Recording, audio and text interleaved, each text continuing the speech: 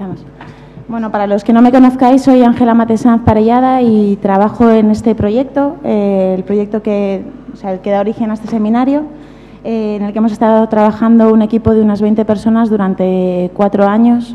organizados, como contó ayer Agustín, en 4 grupos que correspondían a cada una de las áreas. Y el área en el que he estado trabajando yo, aparte de la coordinación general, es en la de planeamiento urbano, que ha terminado llamándose Marco Urbano y Territorial. Bienvenidas todas y todos a este segundo día de estas jornadas. Muchas gracias por venir a esta segunda jornada que tiene un perfil más académico, que esperamos que os interese tanto como la de ayer, que entendíamos que tenía un mayor atractivo posiblemente por los actores que participaban. Por un lado, los representantes de las nuevas corporaciones municipales de Valladolid, Barcelona, Zaragoza y Madrid, que para los que no estuvisteis, la verdad es que resultó, al menos desde mi punto de vista, bastante ilusionante y bastante interesante, a pesar de llevar en realidad poco tiempo los ayuntamientos llevan poco tiempo, por lo tanto eran más planteamientos que hechos reales lo que contaban, y la realidad un poco vino de la parte de los vecinos, que fue la sesión de la tarde a la que asistieron representantes de asociaciones vecinales con una larga trayectoria en reivindicaciones para la mejora de sus barrios y de su calidad de vida. Y en este punto un poco, como una transición entre la realidad y los planteamientos que quedan un poco en el aire, me gustaría aprovechar para reivindicar el papel de la investigación, que al final muchas veces eso parece que como es académico queda como en otro plano, y en realidad hay una parte en la que es necesario el análisis de la realidad, del análisis de lo que ha pasado, de cuáles han sido las consecuencias, de cómo han funcionado cada uno de los planes, cómo han funcionado cada una de las actuaciones que se han llevado a cabo. Y esto plantea, primero, la investigación o la parte como académica nos permite un espacio de reflexión que espero que tengamos hoy respecto a un poco a todo lo que ha pasado y a los planteamientos de futuro. Y también en esa línea de planteamientos de futuro, ver un poco qué posibilidades hay y qué se puede hacer. En este marco está planteada la jornada de hoy, que como podéis ver en el programa se divide en 2 mesas, que lo que plantean es un poco el análisis de esa relación que se produce entre la ciudad y los barrios.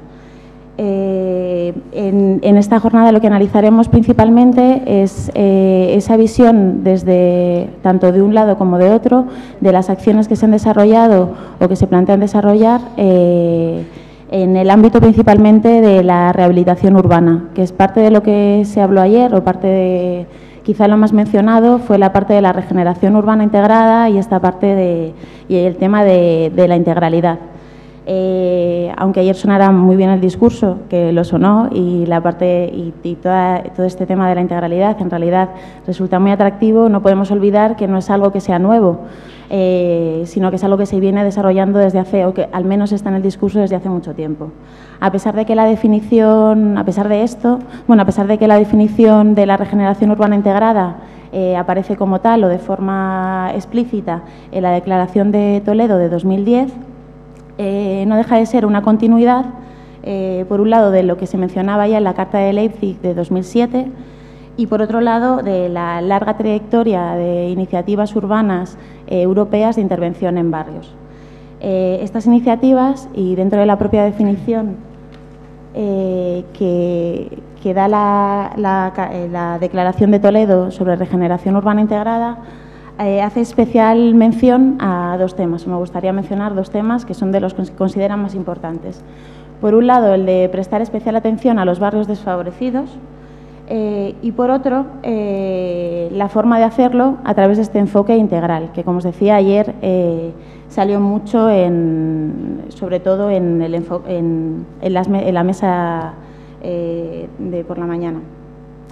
Este enfoque integral, según la propia definición y según podemos entender de la Declaración de Toledo, hace alusión principalmente a 3 puntos, o los resumiría así, que serían integración de las áreas de trabajo, integración de los agentes e integración en la ciudad. Respecto a la integración de las áreas de trabajo, en realidad, como decía, este tema no es nuevo, o sea, es parte de lo que hemos trabajado en la herramienta que expuso ayer Agustín, pero no deja de ser algo que lleva también en el discurso y en el trabajo mucho tiempo. En este gráfico lo que podéis ver es un gráfico resultante de un trabajo que hicimos en el departamento sobre análisis de casos de rehabilitación urbana, y lo que podéis ver es el número de planes y programas en esas 20 actuaciones de rehabilitación urbana que analizamos como el tema principal que trataban. Entonces vemos como en un principio los temas principales que se trataban eran el planeamiento y la edificación. Se ve como la edificación, que es esa línea roja, se ha mantenido en la importancia, pero que con el paso del tiempo han empezado a tener importancia también otro tipo de programas que se han realizado de forma simultánea complementaria. Y cada vez ha tenido más peso esa línea morada que veis abajo, que es la parte de los programas que se dicen integrales y que en principio en sus planteamientos tratan de realizar lo que se comentaba ayer, de tratar las distintas áreas de problemas sociales, económicos, físicos a la vez. La realidad un poco de parte de lo que hemos visto con las experiencias analizadas, y era un poco también en la línea de la pregunta que realizó Juan Rubio del Val ayer, es está muy bien lo de la integralidad, pero ¿cómo lo hacemos? Porque durante todo este tiempo la realidad es que ha sido muy difícil de articular. Y esta parte de la dificultad, que era lo que comentaba también Juan ayer, era si esta dificultad en la articulación de esas diferentes áreas a la hora de actuar venía un poco de la descoordinación. O sea, él habló de la necesidad de liderazgo en este caso administrativo, era dentro de las operaciones, principalmente eso, pues los ayuntamientos, en este caso eso, un fuerte liderazgo municipal. Y aquí en este gráfico lo que tenéis es el análisis paralelo al anterior, y en el que se ven con la evolución en el tiempo, el número, o sea, también eso, con el número de programas, las administraciones que han estado participando en cada uno de ellos. Aquí las conclusiones no son tan claras y, como veis, la importancia de las actuaciones municipales, que es esa línea azul que veis por encima,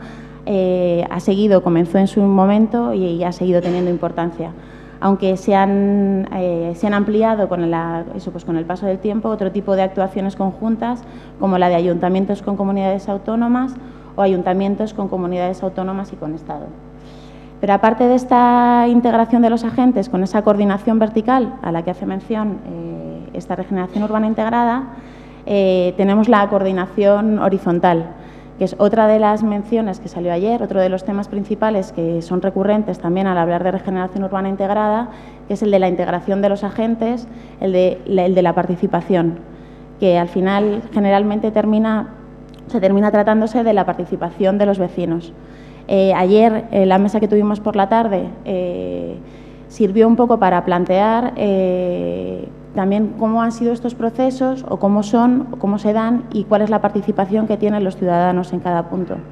Y la verdad es que fueron muy interesantes todas las ponencias, y me gustaría resaltar también la visión que planteaba Francisco Macías desde Parque Alcosa, un poco de la necesidad de que los ciudadanos tomen un poco la responsabilidad y en la exigencia y en la decisión de todas las acciones,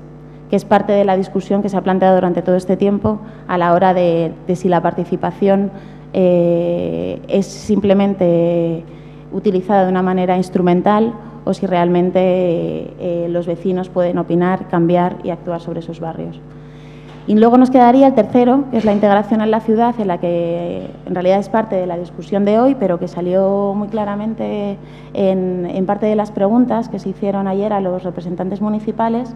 Y en esta integración en la ciudad, dentro también de toda esta literatura sobre la regeneración urbana integrada, se aporta la necesidad de afrontar una complejidad del desarrollo urbano, considerando el papel de cada parte de la ciudad en una estructura total, aunque frecuentemente su desarrollo óptimo se debe producir mediante acciones concretas territorializadas.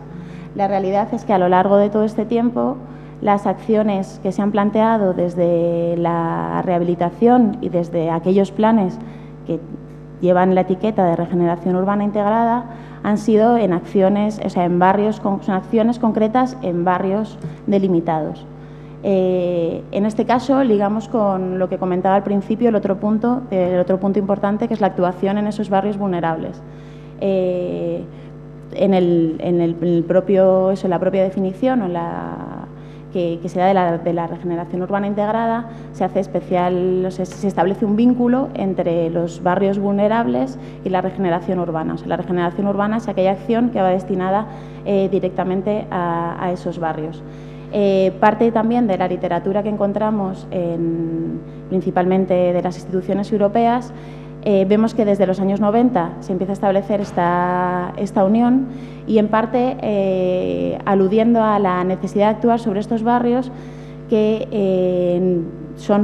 acumulan una serie de problemas y que se perciben de forma negativa por el resto de la ciudad y de forma exterior en la ciudad. Es decir, que estos barrios, en cierta medida, se plantean como puntos negros de las ciudades que pueden restar atractivos a la competitividad de la ciudad en un conjunto, en esa competición global entre ciudades.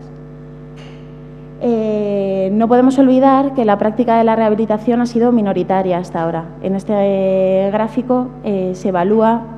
nuestro compañero Iván, se evalúa parte un poco de cuál ha sido el desarrollo en España, la relación entre las viviendas libres, o sea, las viviendas construidas, la nueva vivienda, y la vivienda protegida de rehabilitación, que es esa línea verde que veis en el subsuelo de la gráfica. Entonces, en realidad, eso no ha dejado de ser una práctica minoritaria, que no podemos negar que haya servido, en muchos casos de los que hemos estudiado, para mejorar la vida, la calidad de vida de la gente, en muchos casos, que vive en determinados barrios. Pero la realidad es que este discurso de la regeneración urbana integrada y de la actuación en la ciudad, de la rehabilitación, ha funcionado de forma paralela a parte del modelo que se negaba ayer o del que se quería evitar ayer cuando se hablaba de modelo de ciudad. O sea, ha ido en paralelo, o sea, todo este discurso de regeneración urbana que retomamos ahora como con una necesidad de cambio, ha sido paralela, ha funcionado o ha surgido de forma paralela al desarrollo de todo ese urbanismo especulativo.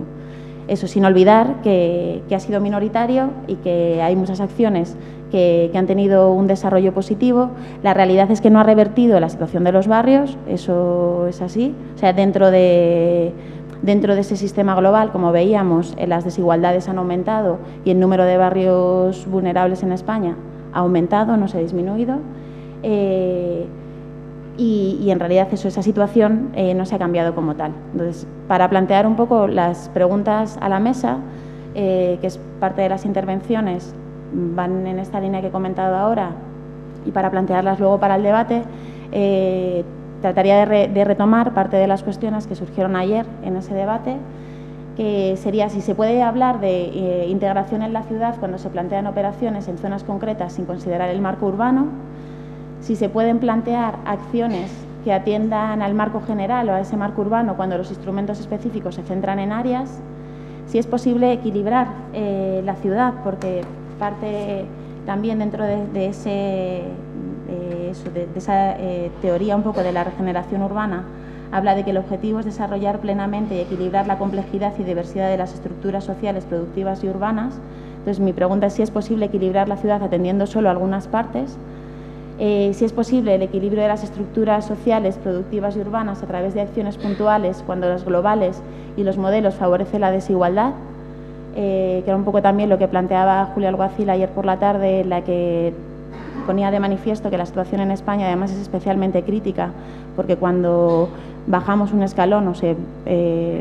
aumenta un escalón en esa distancia la desigualdad, en el caso español, luego es irrecuperable.